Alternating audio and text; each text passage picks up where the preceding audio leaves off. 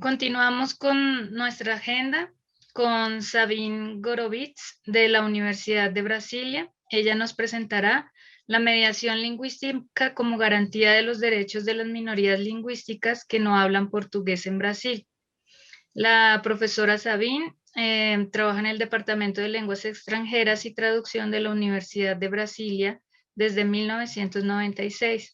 Es licenciada en Lenguas Extranjeras aplicadas a la Economía y Relaciones Internacionales de la Universidad de Paul Valéry, Montpellier III. Máster en Comunicación por la Universidad de Brasilia y es doctora en Sociolingüística de París Descartes, Universidad de la Sorbona en 2008. Realizó prácticas postdoctorales en el Centro Nacional de Investigaciones Científicas de Francia. Le damos la bienvenida a la profesora Sabine. La profesora Sabine tiene como lengua materna el portugués, pero hará su presentación en español. Tratará de ir bien despacio para que todos le podamos entender y le agradecemos por el esfuerzo que hará para presentarla en nuestro idioma. Le damos la bienvenida, profesora Sabine. Hola, buenos días. Estoy muy feliz de estar aquí con mi gran amigo Enrique y Angelita. Y me gustaría agradecer a Yati y todo el equipo de Caro y Cuervo por este gran evento del Día de la Lengua Materna y del Día Nacional de las Lenguas Nativas. Entonces, como dijo Yati, voy a intentar hablar en portuñol, que es una lengua que me gusta muchísimo porque simbólicamente es una forma lingüística de unión entre nuestros países latinoamericanos y espero que puedan entender. Voy a intentar hablar despacio y voy a compartir mi pantalla con ustedes para empezar a hablar de la mediación lingüística como garantía de los derechos de minorías lingüísticas que no hablan portugués en Brasil. Espero que la pantalla está para Sí, todos. ya se está viendo muy bien. Muchas gracias. Yo soy, como dijo Yati, profesora de la Universidad de Brasilia, del Departamento de Lenguas Extranjeras y Traducción. Soy profesora de traducción, pero también soy profesora de sociolingüística y en los 5 últimos años me concentro mis pesquisas en la mediación lingüística y intercultural, o sea, en el papel del intérprete comunitario que voy a describir en los próximos minutos como garantía de los derechos de las personas que no hablan el portugués en Brasil y que son muchas. Brasil tristemente tiene una historia muy dura de discriminación, explotación y desigualdad en términos culturales, pero también en términos lingüísticos. Por eso coloco Brasil multilingüe y multicultural con el punto de interrogación.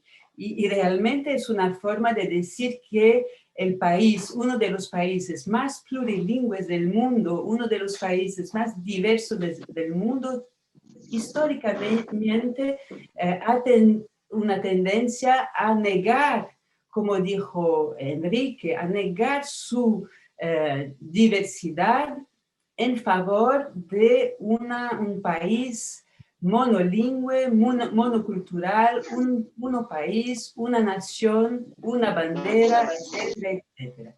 Entonces, históricamente, desde la presencia de los portugueses en el territorio brasileño, hay una tentativa de racialización y de inmigración selectiva que llamamos en Brasil de blanqueamiento de la población, porque los portugueses y primeros ocupantes del territorio de modo colonial, o sea, era un territorio ocupado por una gran diversidad, una gran riqueza lingüística y cultural, y con la llegada de los portugueses hay toda una tentativa de crear una cohesión social, una homogeneidad social por un proceso de inmigración selectiva la inmigración es percibida como una amenaza para la seguridad nacional y esto ha permanecido hasta los años de dictadura militar en Brasil, hasta los años 80, como una política de asimilación que pregaba el monolingüismo, o sea, más una vez un país, una nación, una lengua, para crear un sentimiento de pertenencia. ¿Y qué sentimiento es este de pertenencia? ¿Pertenecer a qué y quién pertenece? Entonces tenemos una marginalidad grande de todo un grupo de la población, toda una comunidad que se encuentra invisibilizada por las políticas públicas del país de modo histórico. Entonces, podemos nos preguntar si Brasil es de facto un país anfitrión, como lo dije en sus prestigios fuera de Brasil. Los fluxos migratorios actuales fueron impulsionados recientemente por un desarrollo del país como país emergente.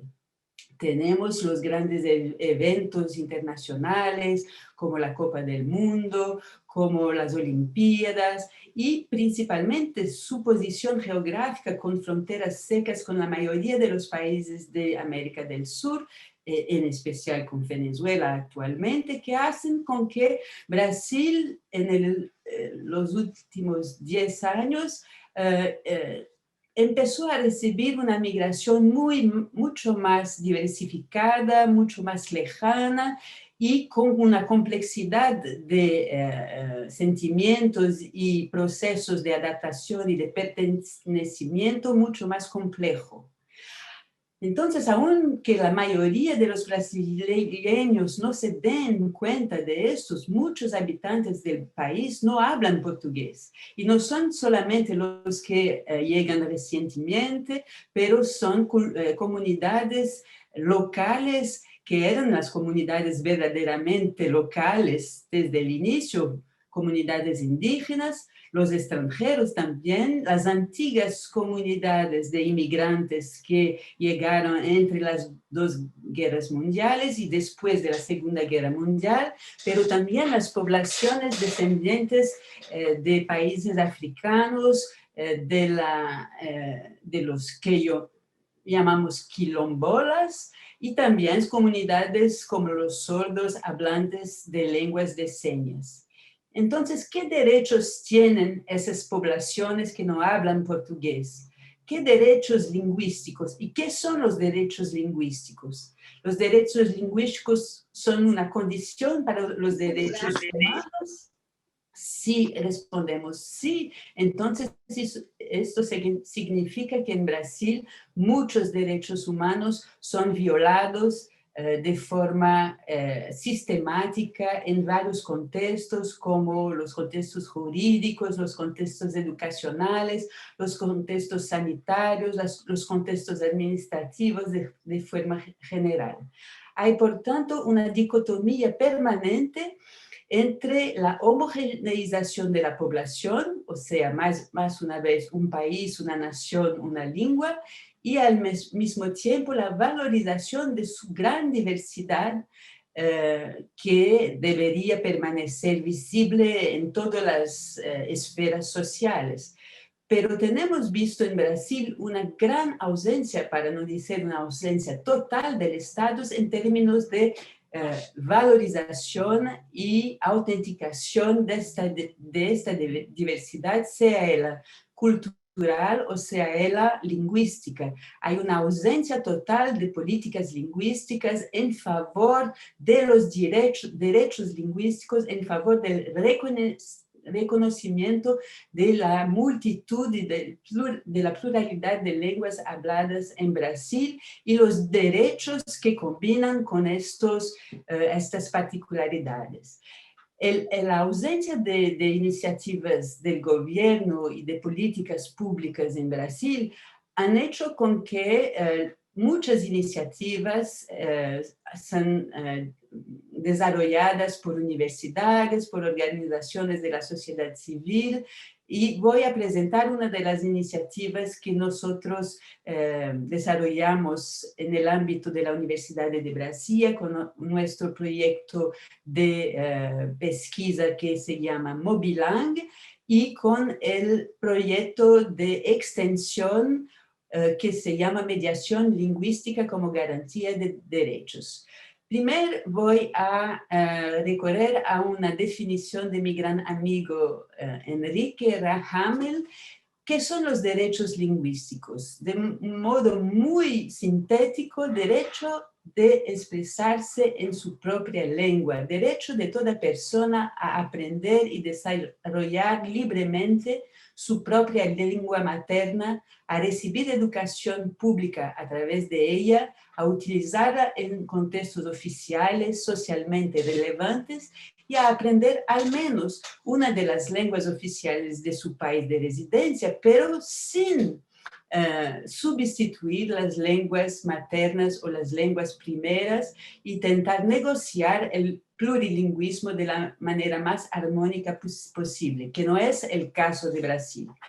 Entonces vemos en Brasil, pero también en muchos otros países que son paradigmáticos en términos de integración y homogeneización, como la Francia, por ejemplo, que hay una tensión entre lengua e inmigración, el reto de la participación lingüística y social.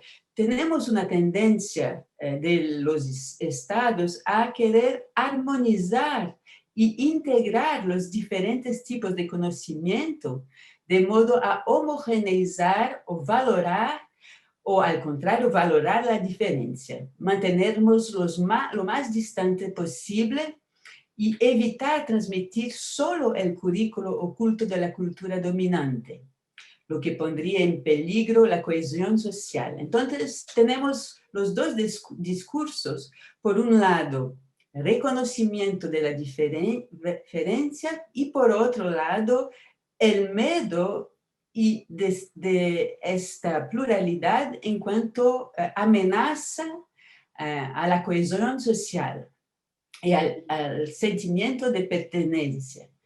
Los procesos de adaptación de las poblaciones inmigrantes dependen tanto de estas políticas públicas que son llamadas en inglés de top-down, ascendentes, pero también van a depender de las negociaciones dentro de la sociedad y de los comportamientos individuales en contextos muchas veces discriminatorios y con jerarquías culturales y lingüísticas muy fuertes, como es el caso de Brasil. ¿Y cómo hacer la gestión de estos conflictos? ¿La diversidad como recurso o la diversidad como problema, como ha mostrado Enrique? Los derechos lingüísticos en Brasil son muy contestados y hay algunos marcos jurídicos que podemos llevar en cuenta, como la Constitución Federal de 1988, que tiene un dispositivo que estipula una lengua oficial, que es el portugués, como derecho fundamental de acceso a la información y a los servicios públicos. Estos servicios públicos son accesibles en portugués. La Constitución lo dijo. En contrapunto a este dispositivo y en colisión con ello, con los principios constitucionales que garantizan la diversidad cultural y las formas de expresión. Entonces podemos nos preguntar cómo compatibilizar estos dos dispositivos al mismo tiempo garantizar las diversidades culturales y las formas de expresión diversas y la definición de una lengua común para accesar los servicios públicos. Hay también acuerdos internacionales sobre derechos humanos, como el Pacto de San José de Costa Rica, que también es ratificado por Brasil. Hay la Convención sobre la Protección y Promoción de la Diversidad de las Expresiones Culturales de la UNESCO en 2005 y la Declaración Universal de Derechos Lingüísticos de Barcelona en 1996, que Brasil también ratificó. Por tanto, hay Paralelamente a la ausencia total del Estado y de las políticas públicas, iniciativas que vienen de la sociedad civil, tal como el reconocimiento y el registro de todas las lenguas practicadas en Brasil, es el Inventario Nacional de la Diversidad Lingüística de Brasil, INDL, establecido por un decreto en 2010, como el reconocimiento del patrimonio inmaterial pelo Instituto de Políticas Lingüísticas brasileño, que no es vinculado directamente al Estado y que intenta reconocer la existencia de las lenguas, pero también lucha por la cooficialización de estas lenguas minoritarias en algunos municipios y ciudades, como las lenguas originales, incluyendo también algunas lenguas de inmigración. Aquí les puse algunos ejemplos de lenguas originales que han sido cooficializadas en ciertas ciudades como San Gabriel da Cachoeira, en Amazonas, y en Espíritu Santo, Santa María de Retibá, como el Pomerano, y en Santa Catarina, Antonio Carlos, el Hundrich. La ausencia de políticas lingüísticas para la accesibilidad lingüística, como lo dijo, ha sido compensada por las iniciativas universitarias y muchas veces en diálogo y cooperación con asociaciones y ONGs. Entonces voy a presentarles la iniciativa que hemos desarrollado en la Universidad de Brasilia a partir de la creación de un grupo de investigación llamado Grupo Mobilang. Mobilang es la junción de movilidades y lenguas en contacto.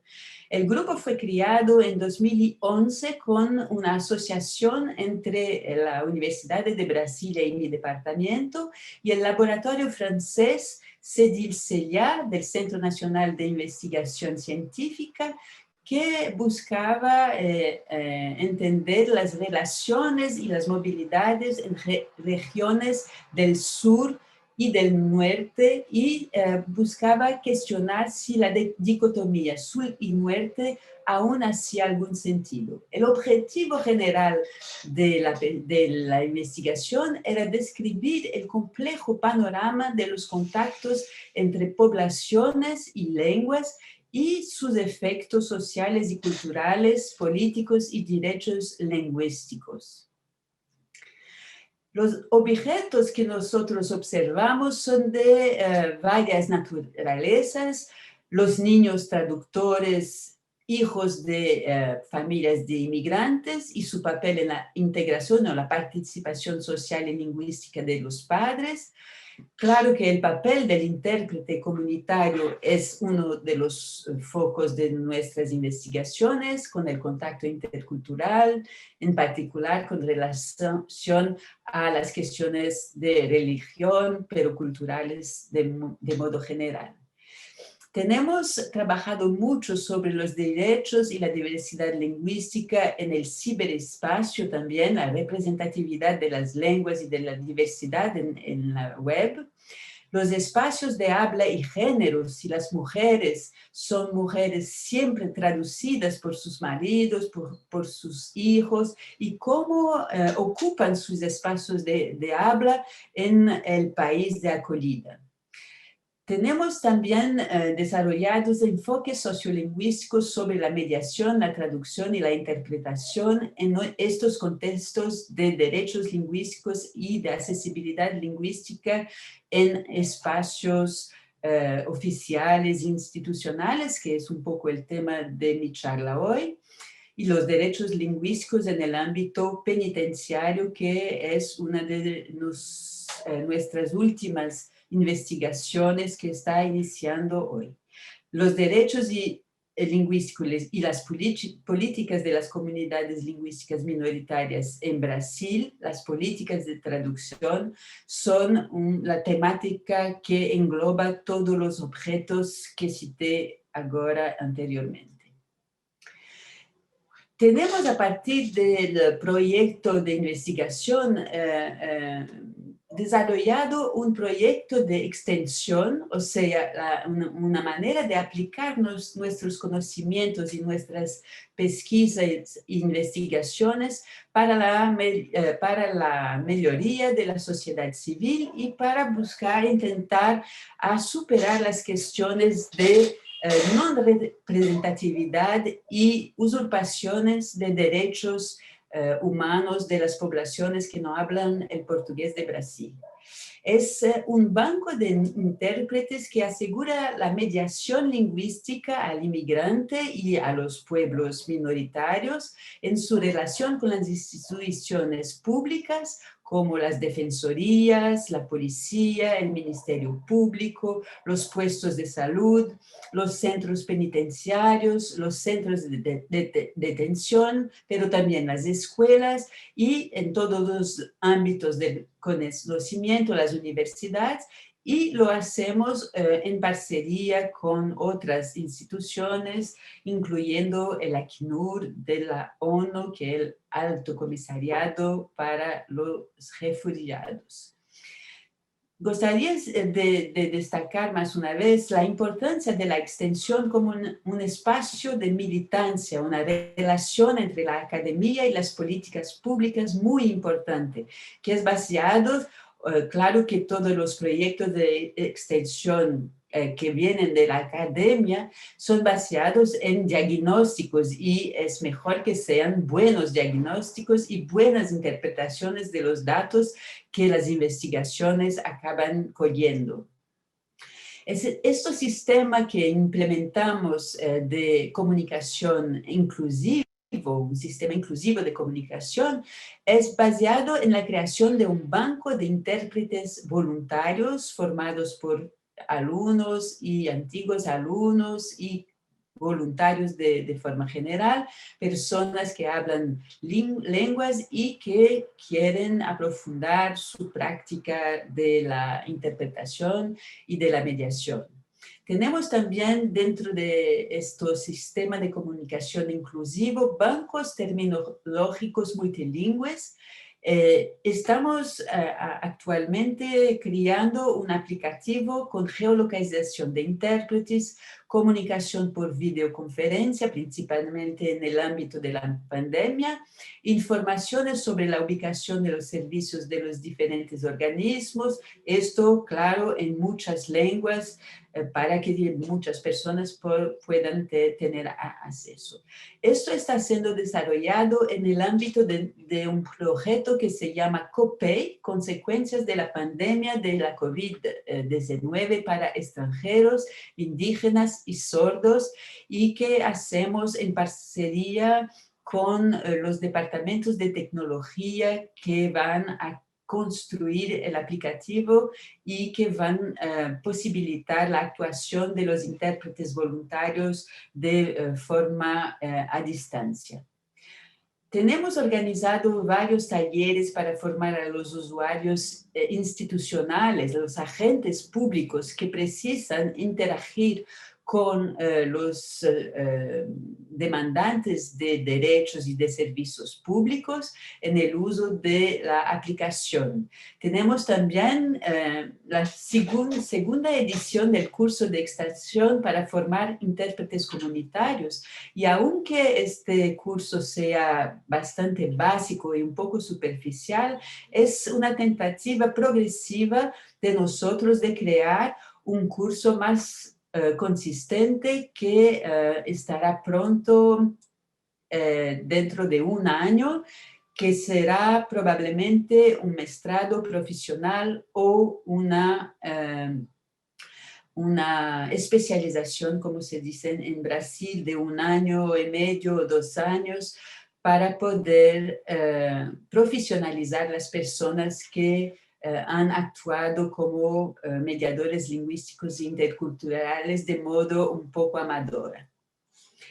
Esta cooperación institucional con muchas otras instituciones, incluyendo las instituciones públicas hace con que el proyecto salga de la universidad y de la academia y tenga una interlocución directa con instituciones públicas del Estado, como el Ministerio de la Justicia y el Comité Nacional para los Refugiados, la Defensoría del Pueblo, la Defensoría Pública, el Instituto de Migración y Derechos Humanos, que es una institución de la sociedad civil, el ACNUR, el Ministerio Público, el Consejo Nacional de Justicia, también una institución pública, el Memorial de América Latina en São Paulo y muchas otras universidades implicadas como la Federal de la Paraíba, la Federal de Goiás, la UNILA, la Federal de Pelotas, la Universidad Pontífica Católica de Río, la Federal de Santa Catarina y de Bahía, de Amapá, de Roraima y de Campina Grande. Tenemos algunas parcerías internacionales con Francia, con Perú y ahora con el Instituto Caro y Cuervo, que espero podremos continuar hablando y dialogando en torno de cuestiones de derechos lingüísticos. ¿Qué es el intérprete comunitario? El intérprete comunitario es el nombre de la persona que actúa como un mediador para dar acceso a la comunidad o a las comunidades lingüísticas marginalizadas a servicios y derechos públicos. Es una asistencia lingüística a los migrantes y a los que no hablan el idioma local para acceder a los servicios educativos, judiciales, administrativos y médicos. La interpretación jurídica, la interpretación judicial, la interpretación de servicios públicos, interpretación de contactos, son las varias denominaciones de esto profesional o amador. En el caso de Brasil tenemos poquísimos profesionales formados y cuando son formados en otros países y tienen acceso a estos cursos cortos y muy básicos. Son también llamados de interpretación de diálogo, por siempre mediar situaciones dialógicas, la interpretación social, la interpretación de enlace, etcétera, etcétera. Podemos ver que por medio de estas diferentes nomenclaturas hay siempre un foco en un aspecto determinado de la práctica de la interpretación comunitaria. Hoy tenemos en el mundo intérpretes certificados y totalmente formados en algunos países tradicionalmente de acogida, como Francia, Alemania, Inglaterra, Estados Unidos, Canadá, Italia, España, Portugal. Pero en América del Sur es muy raro tenemos estos intérpretes totalmente formados. Tenemos intérpretes más con poca formación y principalmente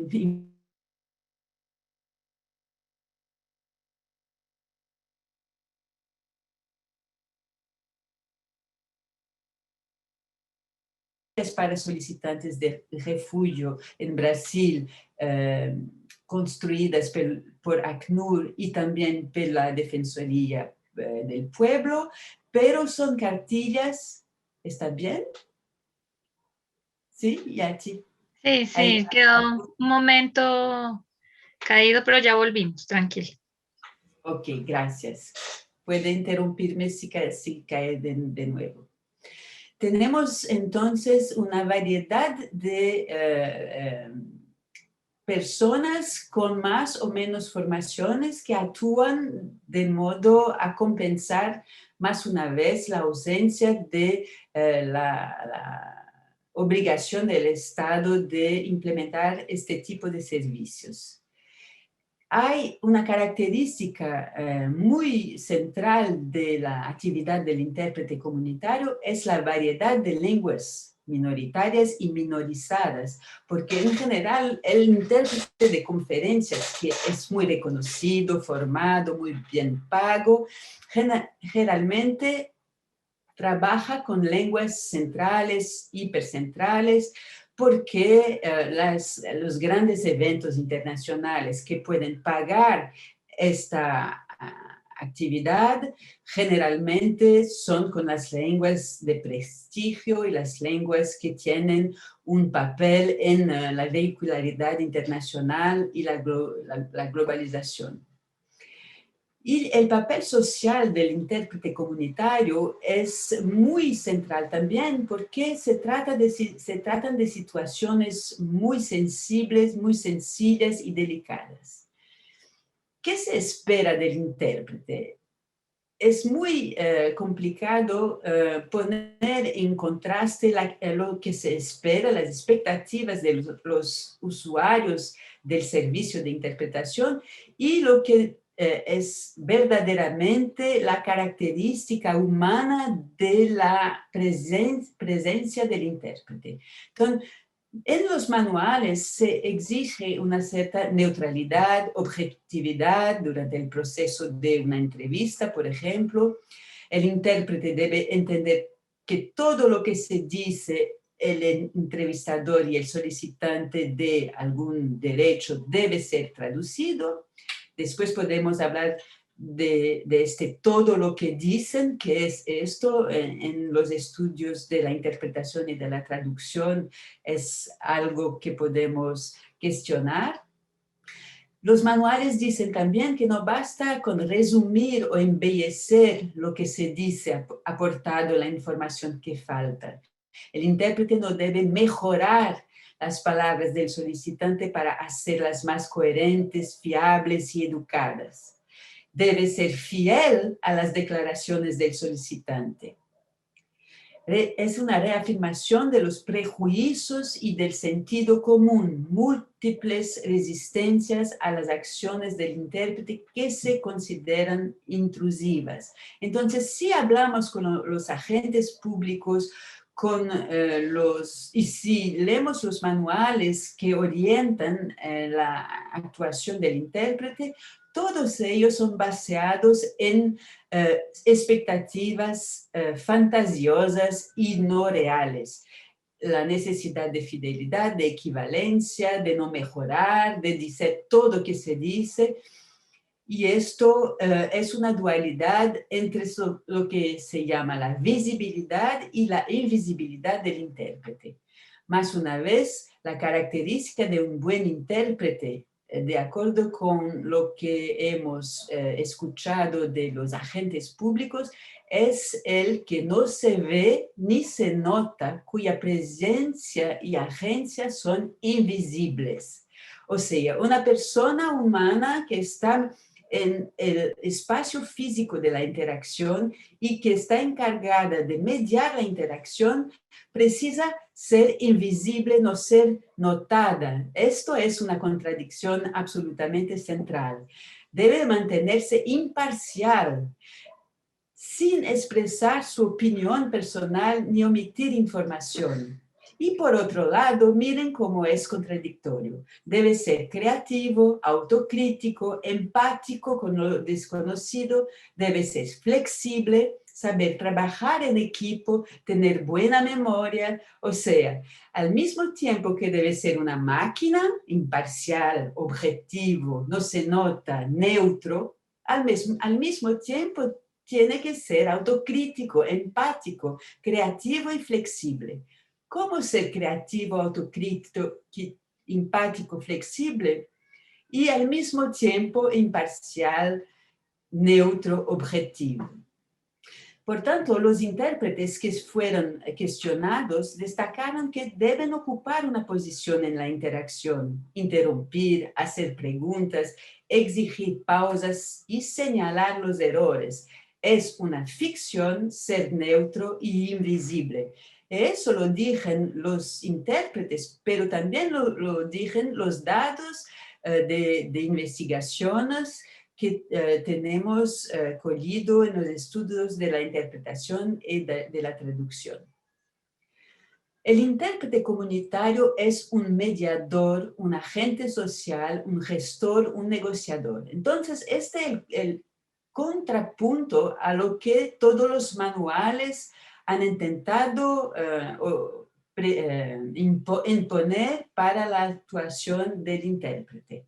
Si consideramos como Angelelli que la entrevista o la dialogía, la interacción entre un solicitante de derecho y un agente público es un evento social y político, es muy importante que el intérprete también sea un agente social y un agente negociador de poder. Es un agente que tiene un papel de reducción de conflictos. Una sola persona para entender todo lo que se enuncia, o sea, es la persona que tiene esta visión general de la interacción y es un participante clave, un participante fundamental.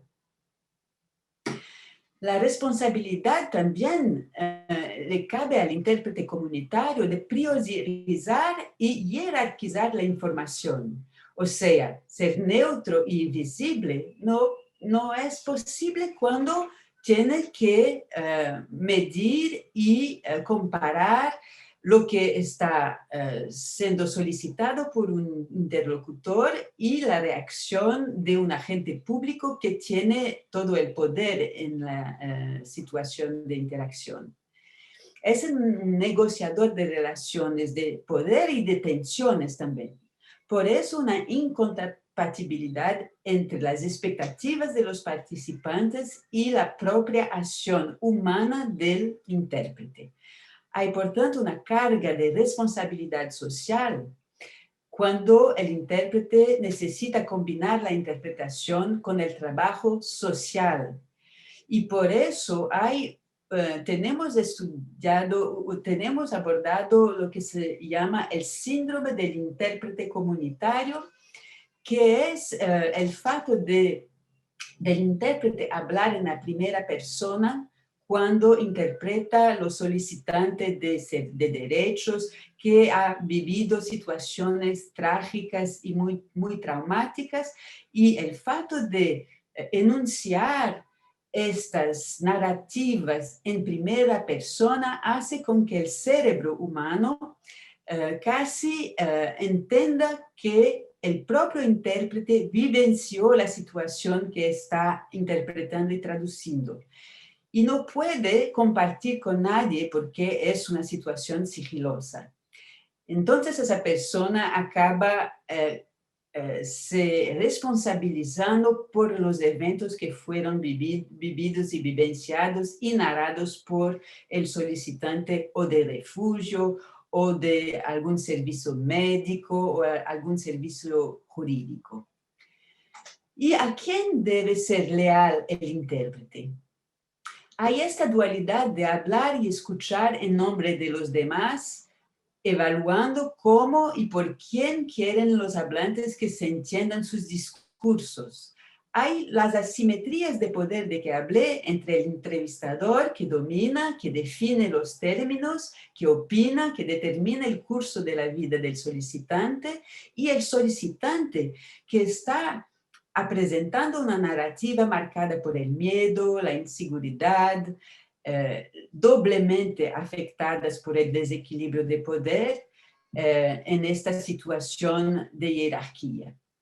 Por tanto, para intentar negociar la situación de interacción en cuanto mediador que se pone en este espacio medio, hay estrategias discursivas como suavizar o realzar los elementos discursivos, y esto se hace de forma inconsciente muchas veces.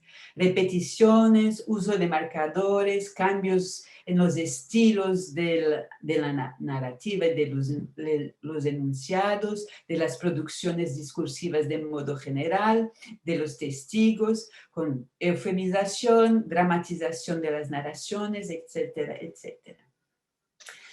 Por eso podemos decir que el intérprete no es una persona neutra y no es una persona objetiva y no es una persona invisible. El intérprete, como el traductor, es un activista.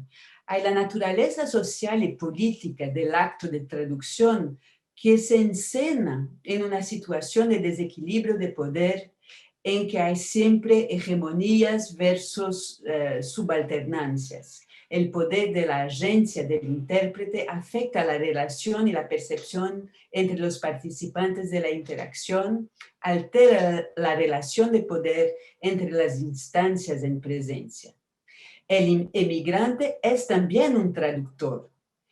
El emigrante el emigrante traduce el tiempo todo y es un punto de contacto entre universos culturales distintos, pero también es un lugar de conflicto.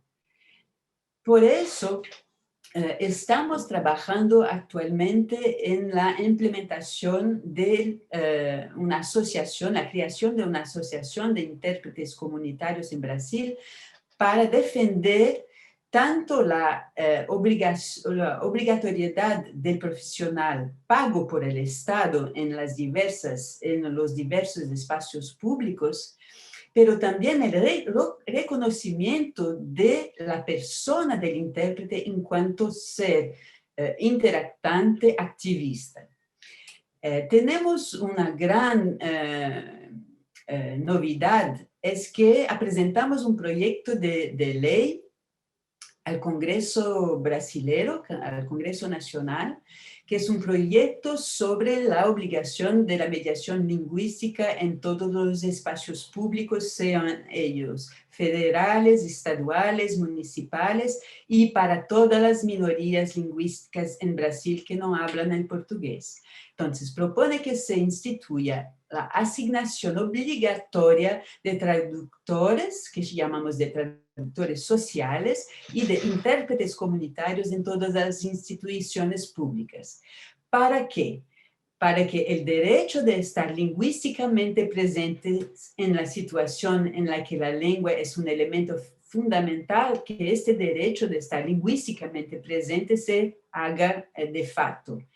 Para que haya una asistencia social en las citas médicas y las hospitalizaciones, para que las personas puedan tener acceso y derecho a un atendimiento médico, a un atendimiento jurídico, en la Policía Federal para la regularización de la documentación y también el acceso a la educación, las escuelas, los centros de enseñanza básica y superior y, claro, los espacios muy sensibles de detención y audiencias en establecimientos penitenciarios o en el diálogo privado con su defensor.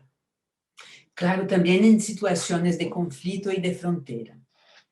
Por tanto, la creación de la asociación ABRINCO, que es la Asociación Brasileña de Intérpretes Comunitarios, va a acompañar todo el proceso de aprobación del proyecto de ley en el Congreso Nacional Brasileño, y esto probablemente va a durar 2-3 años, pero tenemos que estar preparados para la aprobación de la ley con formaciones, con regulamentación de la profesión, del ejercicio de la profesión y las certificaciones para habilitar este profesional. La justificación del proyecto de ley dije que en Brasil se desconoce el carácter multilingüe del país, aunque se hablen alrededor de 300 lenguas en el territorio, lo cual produce que los hablantes de estas lenguas minoritarias y minorizadas sean estigmatizados por la sociedad brasileña. Por otro lado, son también poco reconocidos las diferentes lenguas porque son habladas por comunidades estigmatizadas, minorizadas. En este contexto, el proyecto de ley se centra en la obligación del Estado a prestar asistencia lingüística para garantizar el diálogo entre las autoridades, instituciones y las personas en situación de vulnerabilidad, sean ellas inmigrantes, indígenas o minorías lingüísticas ya establecidas en Brasil que no hablen el portugués y que necesitan acceder a los servicios públicos de la salud, justicia, educación, asistencia social y en las fronteras, etcétera, etcétera. En conclusión, gostaría de más una vez afirmar que los procesos traductorios son muy próximos de los procesos de inmigración. O sea, inmigrar es traducir, traducirse y ser traducido. La traducción precisa ser interpretada y percibida como el manejo de dos lenguas, mas también de dos culturas por un mismo individuo, el contacto de lenguas, de personas, de normas y realidades puestas en relación por comparación. Y la traducción da la conciencia de la forma en que cada comunidad lingüística percibe y produce la realidad al expresarla, un proceso contrastivo que revela las normas y representaciones en ambas partes del proceso, una forma de entrar en el universo simbólico donde las partes implicadas se amplifican, se resignifican en relación con las demás. La traducción y migración introduce siempre la dimensión de la pérdida en lugar de inaugurar un enriquecimiento, una ganancia, una ampliación, un desplazamiento, una actualización, una apertura y, como se dice en francés, una mise en común, una relación. Y me parece muy importante que para poder implementar este servicio de mediación para garantizar los derechos humanos, es preciso percibir la traducción y la interpretación así como una mise en común, como una relación. Aquí está mi email y estoy a disposición para responder, comentar y hablar con ustedes. Espero que han entendido mi portuñol, que es muy lamentable. Muchas gracias. Profesora, muchas gracias, se le entendió muy bien. El tema es bastante interesante. Es ver al intérprete como un traductor en espacios no oficiales, es otra forma de ver el traductor. Y asimismo es un nuevo rol que se genera pues para todas las situaciones de migraciones que se están viviendo en el país. Y muy interesante el hecho de saber que para esta pandemia que pues azotó a nivel mundial a muchos pueblos, pues también genere estos cambios lingüísticos y estos nuevos retos para afrontar. Pues aquí en el chat hay agradecimientos, que muchas gracias por esta presentación tan interesante. Y hay una pregunta aquí. Me dice, muchas gracias, profesora, por esa charla tan clara e interesante. Me gustaría que usted comente un poco sobre el Banco de Intérpretes Comunitarios de la universidad, enfatizando la función social de la universidad y como una forma de militancia y compromiso de los futuros profesionales. Cuando hacíamos nuestras encuestas e investigaciones, hablamos con algunas sociedades, algunas instituciones de la sociedad civil y algunas organizaciones religiosas, esto es imposible de decir en español, religiosas, y ellos siempre decían, pues ustedes son profesores y estudiantes de traducción, de interpretación de lenguas extranjeras y nuestro gran problema es el primero contacto con los inmigrantes que llegan y con las comunidades que no hablan portugués para el primer atendimiento. ¿Por qué no crear un banco de intérpretes voluntarios para iniciar esta actuación y mostrar a las instituciones la importancia de esta actuación? Entonces empezamos así de una forma muy amadora, llamando a nuestros alumnos, nuestros colegas y algunos profesionales intérpretes, y comenzaron a actuar en las solicitaciones de refugio en Brasil junto al Ministerio de la Justicia, y nos observamos con esta actuación un poco amadora que era muy complicado solicitar a los alumnos que asumiesen esta enorme responsabilidad sin alguna formación. Entonces empezamos a pensar juntos en qué tipo de formación sería ideal para el contexto brasileño y en cooperación con países de América Latina que ya tienen servicios de mediación lingüística, como es el caso de México, Perú, Bolivia, Ecuador, Argentina. Claro que cada país tiene sus particularidades, pero Brasil en contrapunto no tenía nada. Tenemos grandes formaciones para interpretación de conferencias, tenemos muchas formaciones de traductor-intérprete. Entonces iniciamos con este banco de intérpretes amadores y principalmente observando situaciones que eran dramáticas de crianzas asumiendo este papel de intérprete en situaciones absolutamente constrangedoras, como la crianza que se autotraduce en la escuela frente al padre que habla con la madre o el padre que habla con el profesor, cuando el profesor va a caracterizar el comportamiento de la crianza en la sala de aula y dijo: sí, tu hija habla de más o no acompaña en las aulas, y la propia crianza tiene que traducirse o traducir la profesora hablando de ella para el padre. Entonces son situaciones terribles. O la crianza traduciendo, interpretando en situaciones de consulta médica, cuando el médico anuncia un diagnóstico grave a su padre o a su madre. Entonces son responsabilidades que no pueden estar a cargo ni de las crianzas, ni de los amigos, ni de miembros de la comunidad que están totalmente implicados en la situación que está en análisis, en la situación de interacción.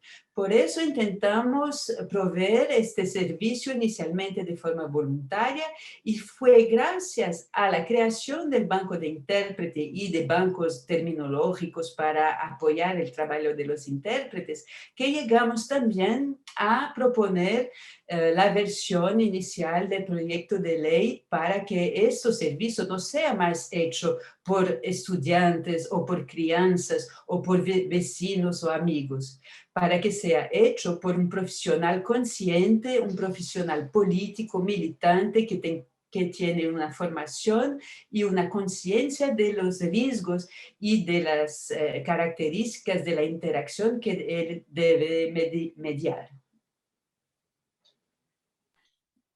Muchas gracias, profesora, muy claro.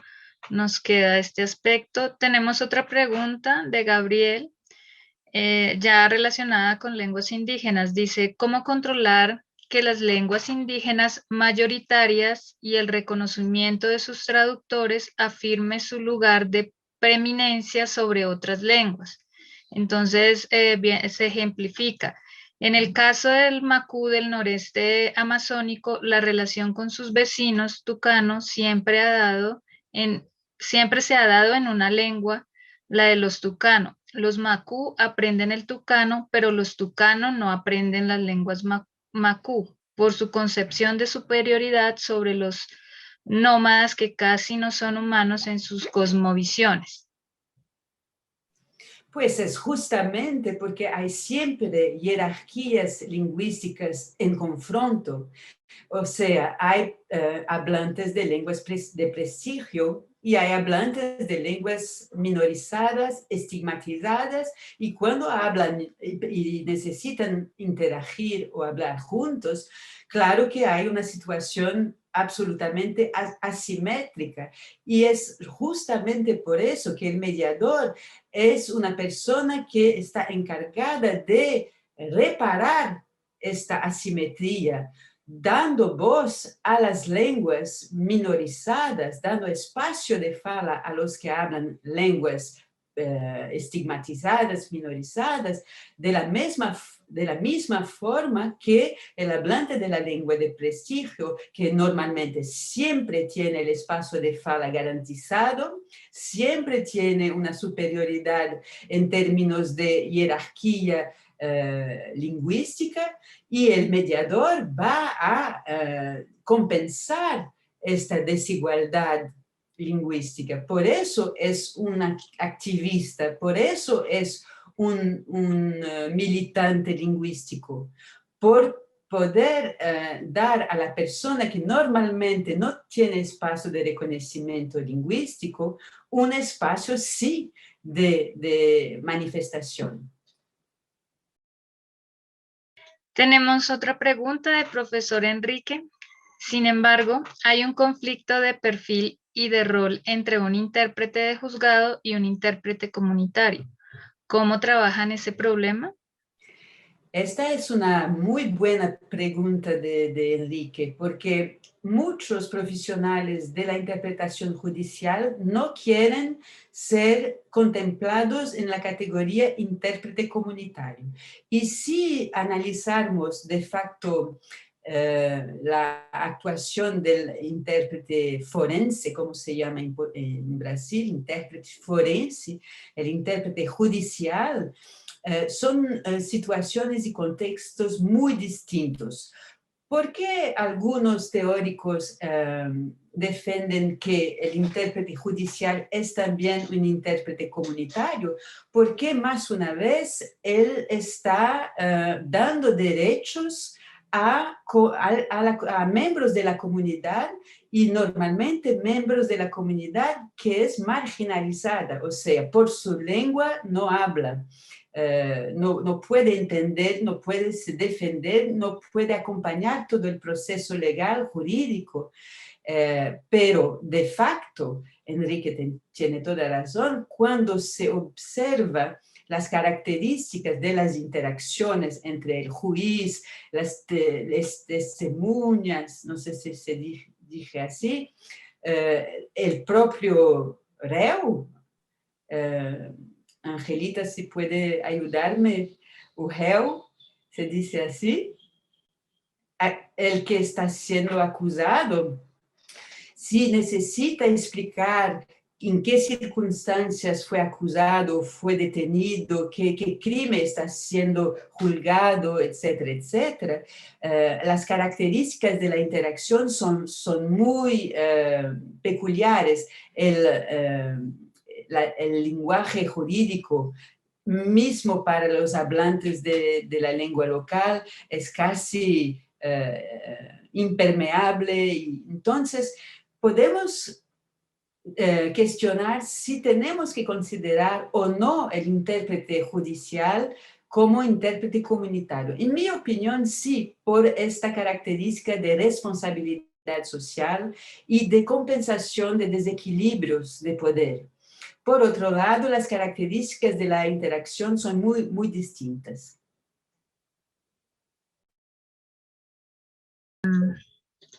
Sí, muy bien, profesora. Sí, se dice acusado, reo también lo conocemos, o preso, o alguien que está juzgado, que está... Bueno, también nos preguntan que si este proyecto de extensión está en la universidad, en la UNILA, o solamente en la de Brasil, en la de Brasilia. Sí, gracias por la pregunta. Inicialmente el proyecto inició únicamente en la Universidad de Brasilia, pero con la actuación del Banco de Intérpretes empezamos a crear una red nacional con otras universidades, como mostré en el slide, en la pantalla. Y la UNILA está también participando de esta actividad de extensión con alumnos de la UNILA, pero también con profesores, Valdilena y otras universidades que cité. Y ahora estamos intentando trabajar en conjunto son 10 universidades federales y 2 universidades particulares, las católicas de Río y la católica de Río Grande del Sur, para componer la formación más robusta que vamos a iniciar dentro de un año. Pero el banco de intérprete hoy se ha ampliado a muchas ciudades. Roraima, Boa Vista, con la profesora Ananda y Digmar, Federal da Paraíba, con la profesora Angelita, y con la cuestión de los venezolanos en loco y su acceso a la documentación. Tenemos también un trabajo con la Federal de Bahía y la Federal de Goiás, la Federal de Santa Catarina, todos, cada uno con su particularidad. Entonces, el Banco de Intérprete hoy integra personas de todas las ciudades para actuar en los contextos más específicos de cada localidad. En Roraima es más con las comunidades indígenas y con las cuestiones de salud y de justicia. En la UNILA son más cuestiones educacionales, con fronteras con países hispanohablantes como el Paraguay, el Uruguay, la Argentina. En la Federal de Bahía hay más cuestiones vinculadas a lenguas afrodescendentes. Entonces, cada uno tiene sus particularidades y hoy es un proyecto nacional. Y ahora en parcería con otros países como Perú, México y Francia un poco, y vamos a intentar desarrollar una grande cooperación, tal vez quizás con Colombia, Yati. Sí, claro, profesora Sabin. Hay una última pregunta y cerramos con esta pregunta nuestra transmisión. ¿Cuál es la relación de este proyecto con los migrantes indígenas venezolanos? Tenemos muchos proyectos, como he hablado de la Federal de la Paraíba, Roraima con los Guaraos también. Aquí tenemos a Digmar, que está con nosotros y que tiene un papel muy importante. Y la inmigración venezolana hoy es el más grande desafío y riesgo para las autoridades brasileñas, y han mostrado de forma muy contundente cómo los haitianos a 5 o 10 años atrás, las necesidades de políticas de acogida, sean las lingüísticas, en el medio del trabajo, de la salud, de la justicia, de la escuela y de la educación, etc. Entonces, los venezolanos hoy son verdaderamente una comunidad con la cual trabajamos muchísimo. Ángela Erazo, que está aquí, puede también confirmarlo. Y en Brasilia no hay tantos, pero empieza a haber en todo el Brasil, y son necesidades muy específicas, con una diversidad grande de perfiles socioculturales, de profesiones, y también con los indígenas Guarao que llegan de Venezuela con su lengua distinta, también más un desafío. Sí, claro. Profesora, muchísimas gracias por su presentación. Excelente, la entendimos muy bien. Esperamos poder tener la oportunidad de que vuelva a estar con nosotros en el Instituto Caro y Cuervo, y esperamos también estrechar estas relaciones académicas y de trabajo con la Universidad de Brasil y con este proyecto tan bonito.